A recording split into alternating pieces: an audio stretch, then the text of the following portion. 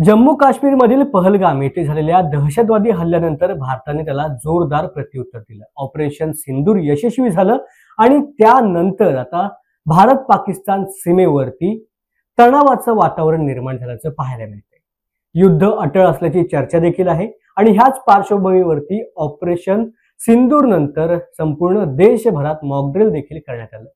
मात्र आता नागरिकांनी स्वतःची काळजी घेणं अत्यंत आवश्यक आहे, स्वतःचा बचाव करणं अत्यंत आवश्यक आहे आणि इतरांचा बचाव देखील करणं अत्यंत आवश्यक आहे।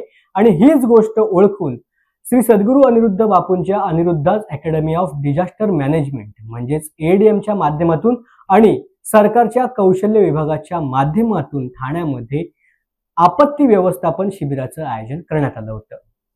कौशल्य विकास मंत्री मंगल प्रभात लोढा आणि अनिरुद्धाज अकॅडमी ऑफ डिझास्टर मॅनेजमेंटचे मुख्य कार्यकारी अधिकारी सुनील मंत्री यांच्या उपस्थितीत ठाणे येथील राजमाता जिजाऊ औद्योगिक प्रशिक्षण संस्थेत आपत्ती व्यवस्थापन शिबिराचं नुकतंच आयोजन करण्यात आलं।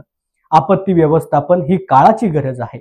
आपत्ती ही मानवनिर्मित असो किंवा नैसर्गिक असो, याचं व्यवस्थापन आणि बचाव कसा करावा याचे प्रशिक्षण प्रत्येक नागरिकाने घेतलं पाहिजे। मानवाने प्रगती केली असली तरी आपत्तीचे स्वरूप देखील त्यानुसार आता बदलत आहे। त्यामुळे बचावाचं प्रशिक्षण नव्या पिढीला देण्याचा आमचा उद्देश असल्याचं मंत्री मंगल प्रभात लोढा यांनी मत व्यक्त केलं। 2 दिवसीय शिबिरामध्ये अनिरुद्धाज अकॅडमी ऑफ डिझास्टर मॅनेजमेंटचे मुख्य कार्यकारी अधिकारी सुनील मंत्री यांचे विद्यार्थ्यांना मार्गदर्शन लाभत आहे। यामध्ये आपत्तीत घ्यायची काळजी, उपचार आणि बचाव यावर विद्यार्थ्यांना माहिती देण्यात आली। त्यानंतर मंत्री मंगल प्रभात लोढा यांच्या उपस्थितीत विद्यार्थ्यांनी बचावाची प्रात्यक्षिके देखील सादर केली। मी पूर्वीपासून अनिरुद्ध बापूचे कार्यक्रमामध्ये जातो, नेहमी त्यांचे ऐकतो, त्यांचे व्याख्यान सुनतो। त्याने प्रत्येक भेटला पण माझ्या 2-3 वेळा माझा अवसर मिळाला। अनिरुद्ध बापू आपले सर्वांसाठी आपल्यामध्ये कोणी त्याने भेटले की नाही भेटले मला माहित नाही। आपले वडिलांना विचारते, कदाच त्याने त्यांच्या काही व्याख्यान ऐकलं असेल।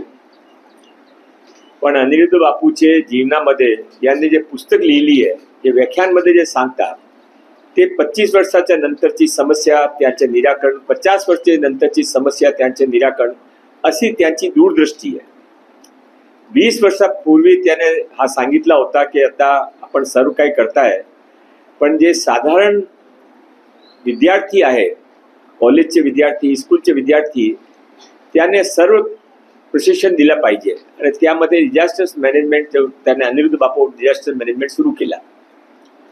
आता आज हा प्रथम सेशन आहे, आपण भाग्यवान आहे की आपला इथे हा प्रथम सेशन सुरू होत आहे। हळूहळू पूर्ण महाराष्ट्रामध्ये सुरू होणार आहे। आणि त्याशिवाय आता मी सुनील मंत्रीजीशी बोलत होतो, ते सेल्फ डिफेन्सचा पण धडा आपण शिकवणार आहे।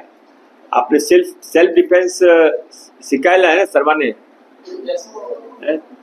ते पण ते सुरू करणार आहे।